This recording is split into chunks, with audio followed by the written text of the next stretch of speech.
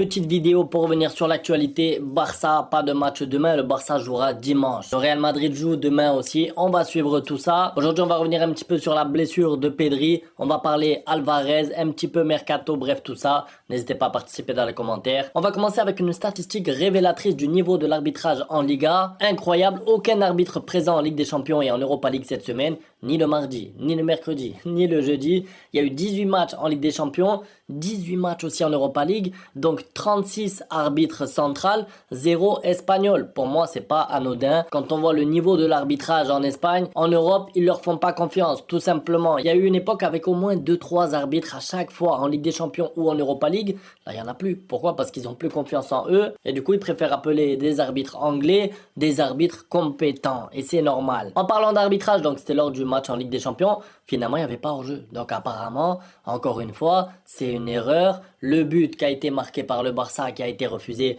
n'était pas hors-jeu. Moi, ce qui me dérange, c'est que j'ai l'impression que c'est à chaque match. Franchement, c'est pas pour faire de la victimisation, mais presque tous les matchs. Déjà, le but qui était refusé, le but de Lamine Yamal là-bas à la Real Sociedad, apparemment, ils n'avaient pas pris le bon moment pour faire la capture, pour ensuite montrer qu'il y avait hors-jeu. S'ils avaient pris le bon moment, apparemment, Lamine Yamal n'était pas hors-jeu.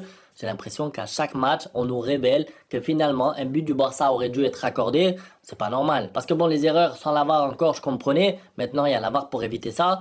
Ça prend 10 secondes de faire bien les choses, de prendre le bon moment, de prendre la bonne ligne, de prendre le bon défenseur. Et non, il faut toujours qu'il y ait une erreur. Une année, c'est Lewandowski qui avait un pied du 56. Une autre année, ils se sont trompés de joueurs. Ils ont pris un défenseur qui couvrait le hors-jeu. C'était but pour l'adversaire. Oh, un peu de sérieux quand même, ils sont payés. Ils sont payés, moi, donnez-moi ce travail gratuitement, j'y vais dans le camion là-bas. Bon, un mot sur Pedri qui va manquer des matchs. Bon, ça on le savait qu'il allait manquer des matchs. Combien? Voilà la réponse.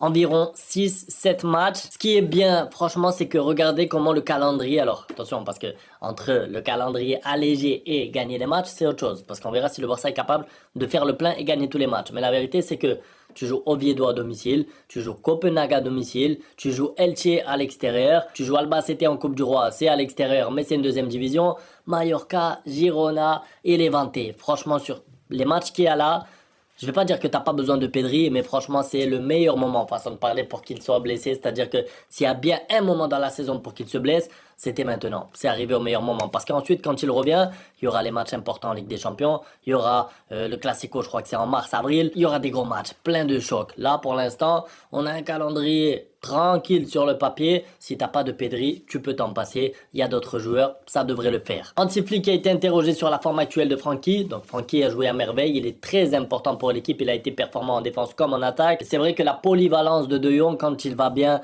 quand il est performant comme ça, c'est un régal. Je crois qu'il n'y a pas beaucoup de milieux de terrain capables de faire les deux comme il le fait lui. Parce qu'en fait, il y a des milieux de terrain qui sont meilleurs offensivement.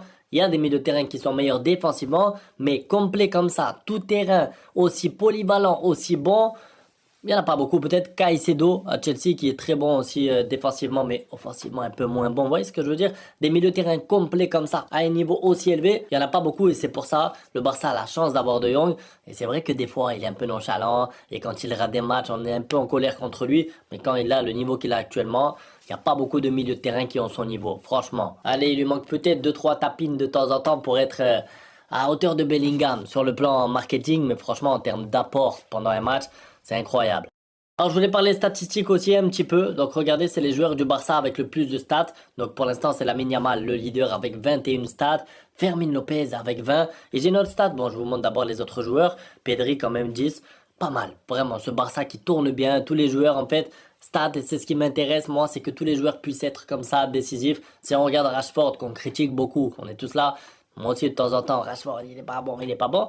En termes de stats, en tout cas, il est là. Et souvent décisif en plus, des buts qui comptent, des passes décisives importantes. 17 statistiques pour Rashford. Pour revenir sur Fermin Lopez, j'ai retenu ça. Regardez, c'est les milieux de terrain dans le monde, enfin, dans les 3 top championnats, les milieux de terrain avec le plus de statistiques. Le premier, c'est lui, Fermin Lopez. 20 buts plus passes décisives. Regardez les autres, vous avez Bruno Fernandes avec 15. C'est quand même pas mal, hein. C'est pas pour critiquer les autres joueurs, mais c'est pour vous dire que Fermin Lopez, qui est en plus à la base un remplaçant de Dani Olmo, même si pour moi il est passé devant, mais globalement les deux se relaient un petit peu. On a Fermin Lopez qui se blesse un peu, on a Dani Olmo qui joue pas. l'un joue, après c'est l'autre. Bon, vous avez compris. Eh ben regardez, 24 matchs joués, pas tous titulaires, mais 20 buts plus passes décisives. Il est plus qu'important au Barça cette saison. Il a 22 ans, c'est très jeune, il a une marge de progression en plus. Et ça fait plaisir de voir ça parce que, à la base, Fermin Lopez, quand il avait ses premières minutes avec le Barça, on disait, bon, il est peut-être pas au niveau. Finalement, quand on voit ce qu'il apporte, c'est un profil différent. Il fait mal aux défenses adverses. Ça fait du bien d'avoir un joueur comme ça. Alors un mot, Mercato maintenant. Donc Schlotterbeck, je vais pas tout vous lire, mais en gros, le directeur sportif du Barça, Deco, aurait contacté les agents de Schlotterbeck ces derniers jours. Vous savez que le Barça est à la recherche, je vais pas dire urgent parce que du coup c'est pour l'été prochain, c'est pour la prochaine saison, d'un défenseur central, si possible gaucher. Un peu trop tard parce qu'Inigo Martinez est parti et du coup tu fais toute la saison sans défenseur central gaucher, mais c'est mieux que rien. Et Schlotterbeck, franchement, pour moi ça serait la recrue idéale parce qu'il mélange un petit peu tout ce qu'a besoin le Barça. C'est-à-dire que c'est un défenseur qui est propre à la relance, c'est un gaucher. C'est vrai qu'il a eu quelques problèmes de santé avec des blessures, etc. Mais globalement, c'est un joueur qui est très solide et qui pourrait faire beaucoup de bien à la défense du Barça. Ça pourrait être en fait le pilier de la défense. Voilà ce que le Barça a besoin pour passer un cap, pour aller chercher cette Ligue des Champions. Parce que pour l'instant, quand on voit les charnières, peu importe qui, hein, c'est pas pour tomber sur un joueur en particulier, mais Araujo, ça va pas. Quand vous mettez Gérard Martin, c'est trop léger. Koubarsi, c'est moyen. Christensen est blessé.